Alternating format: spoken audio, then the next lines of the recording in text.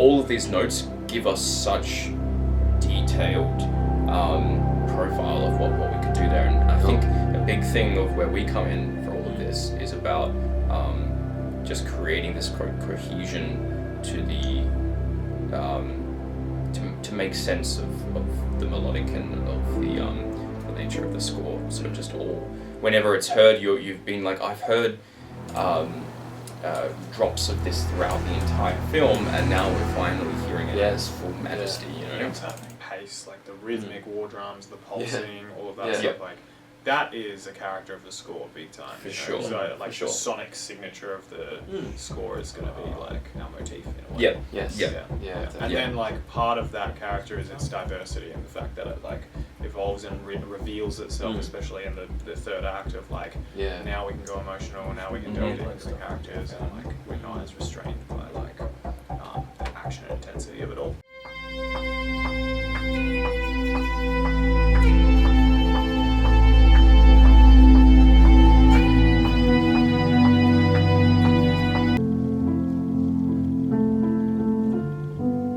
Something nice in there and then finished. I see Act 3 as the sudden kind of explosion of the humanity and the emotion. Of course, like, for 35 minutes, like it's felt like the audience has a feel that it's there, but they haven't reached the tip of it, and then it happens.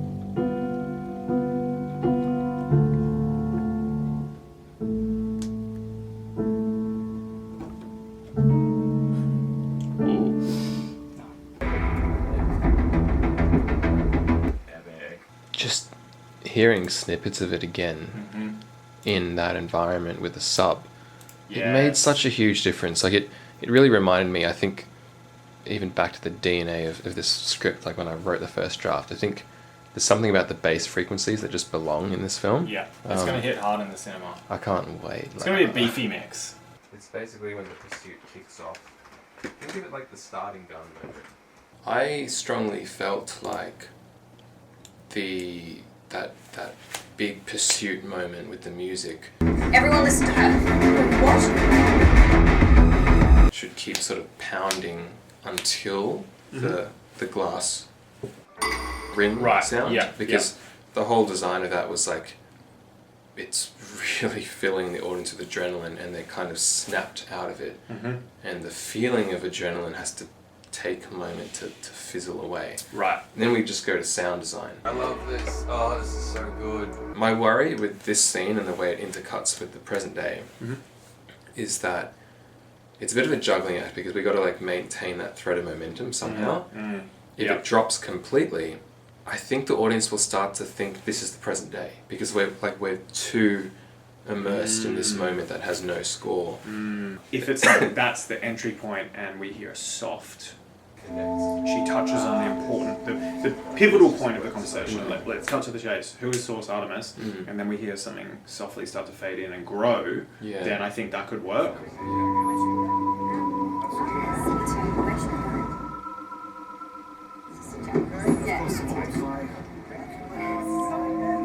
Obviously, like none of us, we're talking instinctively, us three, none of us will truly know until we hear it and we see it. And we're like, oh, that works. I mean, we've really established by this point good color palettes that are congruent to the entire project, but then we can look into more of the micro details of like whether or not there are thematic devices that resonate with characters. Like a character is strongly referenced in a scene but is never seen, so we can represent them through a certain color that keeps coming back whenever Source Artemis characters, or something like that. What I had in mind for this is a bit hard to explain. I do want there to be music, and I do want it to have a kind of dark thrill to it, like the thrill of danger.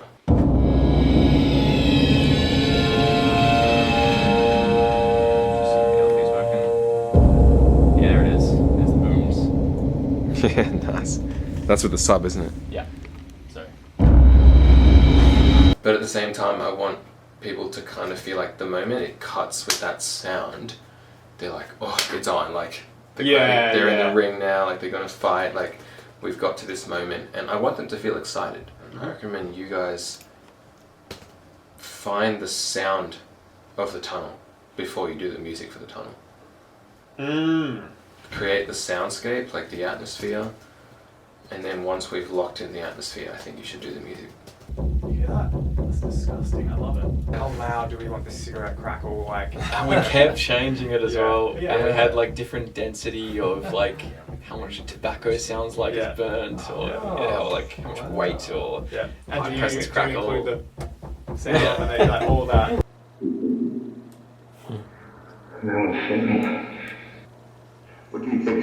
It does have that quality. It almost does. Yeah. Yeah. I think people describe it like a warmth. Yeah, it is, definitely. I don't even know what that means, but like I do know what they're referring to somehow. Like, it's that mid-range for sure. to me, this movie is designed to have a lot of music, but also designed so that due to the abundance of music, when we cut to purely sound design, it's really unnerving. I remember it's literally just called The Bowl.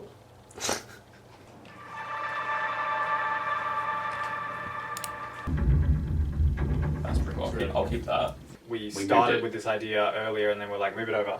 And then We might need to move it even continue. further, Move it over. like, even over to here or something, you know. Yeah.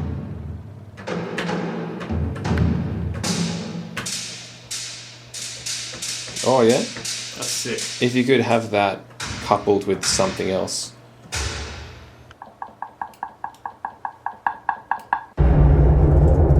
So for some reason I think my sub rattles my desk or my window. The main thing is from this point. Because it's still muted and like down. Yes. Like underscore. Because obviously we're under everything, but It's quite quiet underneath. Yeah, it's really cool.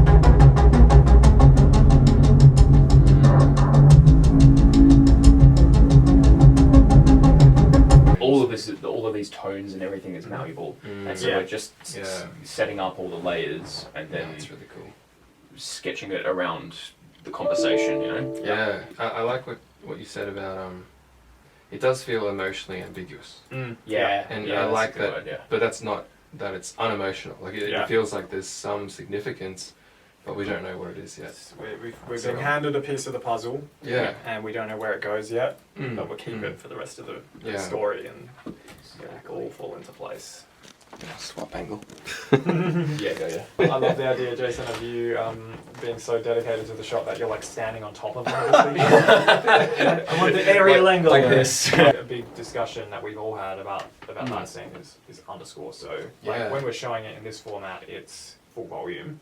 Yep. And we're feeling all the like bass so intensely, but if we With can the imagine yes. it like really quiet underneath the dialogue and Yes. using that, Yes, true. it's going to have a different effect. Yeah. I also really, really love humming voices in score. Yep. When it's like this hum that you can't even sometimes tell. Oh, kind of like that, yeah.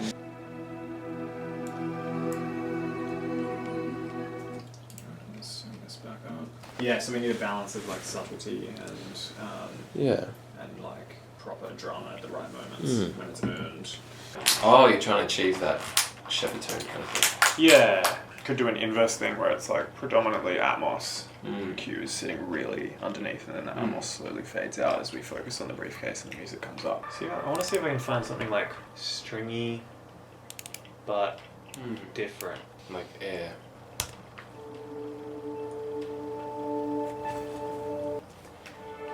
Legacy.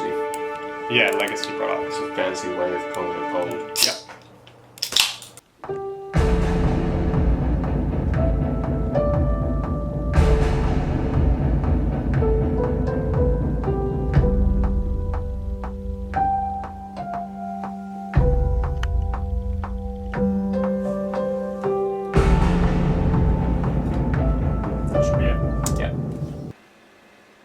Sometimes silence can be deafening. Yeah. You know, like sometimes the usage of absence of score or absence of sound even, and it reduces to almost absolute silence, can be really crazy. Yeah. It's a bit of fret buzz, and that's why I'm like, I like that maybe though. you guys don't want to use it, but No, I like the fret buzz.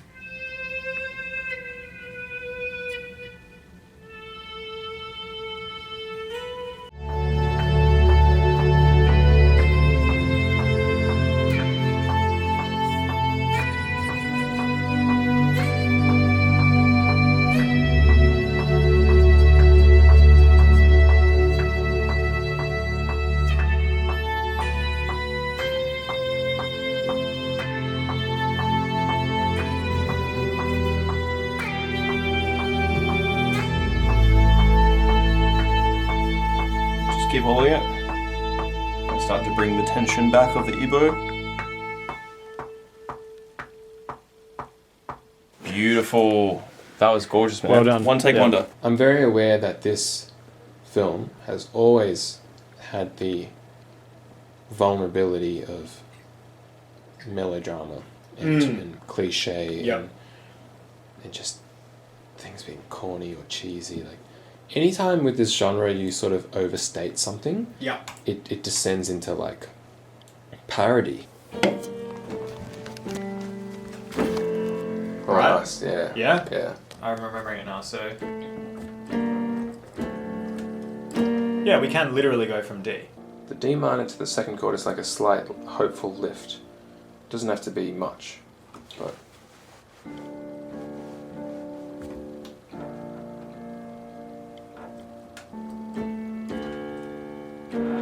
Oh yeah, it could work. Yeah. Could work.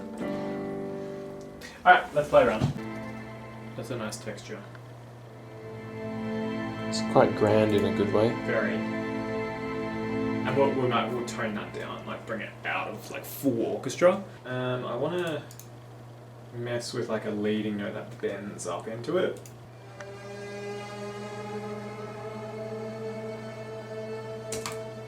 Now if we like tame that and disguise it.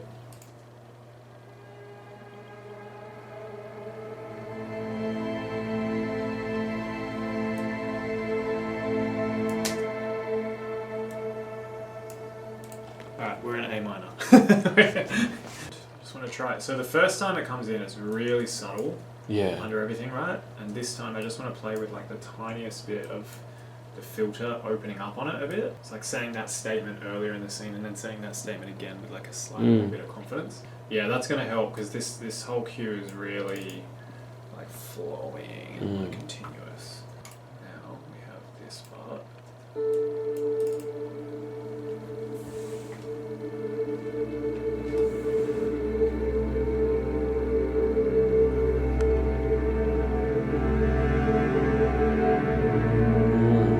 Wow.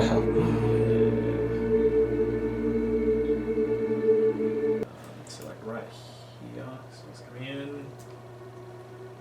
And then you wanted to time change on that shot? Yeah. Because we can.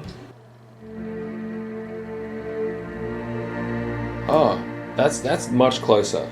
That's probably the closest one that I've heard. Yeah. And then if you went up again, one more. Yeah, and then one more for the A minor. Yeah. Yeah. Is that A minor? Nope. What is it? What is it? That's D. Oh, it's D. Dude, I have a feeling this is supposed to end in D. I have a feeling this is all supposed to be D minor. How you receive a chord or an idea is different depending on the instruments and the voicings. That's funny. I think I've just been confusing hopeful lift with pitch lift. I just had the same thought. Ooh. It's actually a lot of great stuff in the sketchbook Leon did that could work. Okay, for this. Can we have an example of that? Like I'll drag it into the session. Oh, even literally from the out point of the previous bit we took. That dark thing? Yes. Yeah, so if we just play that.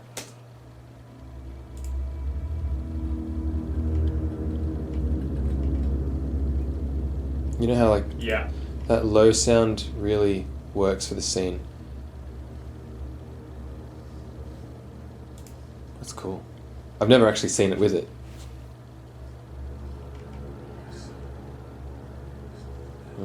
Very cool.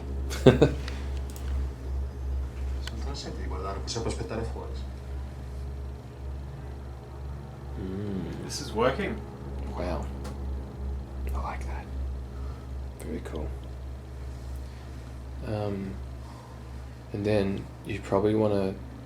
Even the gaps, even the silent spaces are working. That's cool. Wow. Nice. Oh, I love it. I just got goosebumps. That. I love it when things That's so cool. click. That's so cool. Yeah. Let's pause there. Yep. Normally I when I hear like anything you guys send me, I'll be like, yes, this works. But I did not see that coming, actually. Neither. I was kind of imagining something like that when it cuts to Norman. Yep. Like we go, bup, bup, bup, bup, bup, bup, bup, and it's just something. Yes. And it's really starting to increase the pressure. Yep. Starting to build again. Yep. Yep. You can kind of see this film a bit like a series of crescendos that are just very much hidden. Yeah. So do you mean like this previous cue sort of comes to an end, and then on this first shot we're going into that?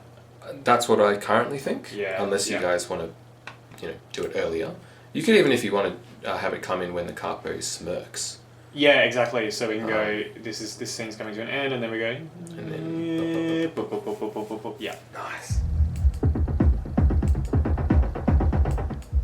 I feel like we should use this sort of stuff for the film. Where's the one with like that impact sound? That I think that would fit this scene so much. Yeah, I agree. Ooh, Stuff like that. Yeah.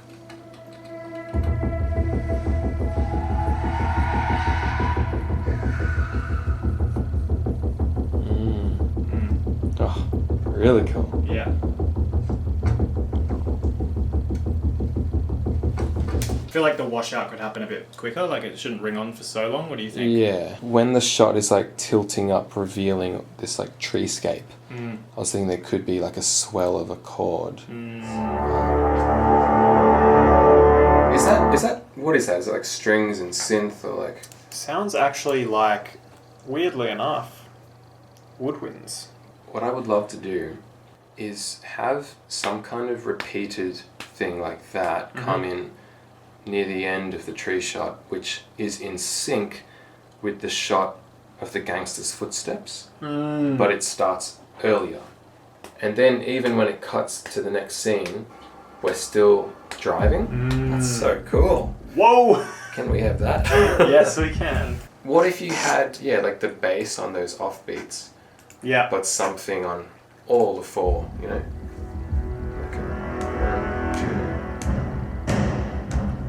That worked. What is it? It's mangled verb, so it's reverb and distortion.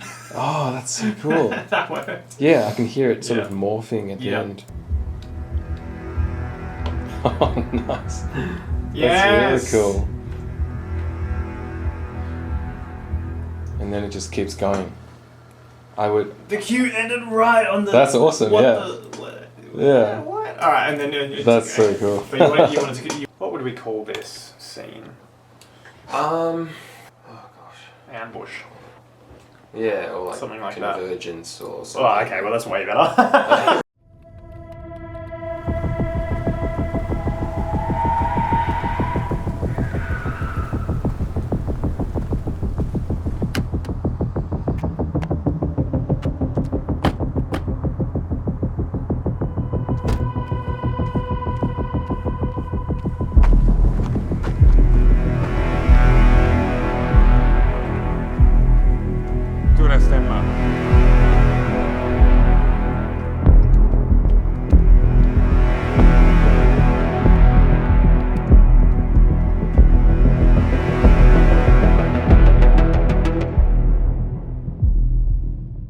I don't know what score and what sound, but it's all coming together in this way that just... I think that's great. Yeah. To me, that's the kind of sound design I like. Yeah, me too. When really, it's not just there for the world, like it is emotionally triggering something.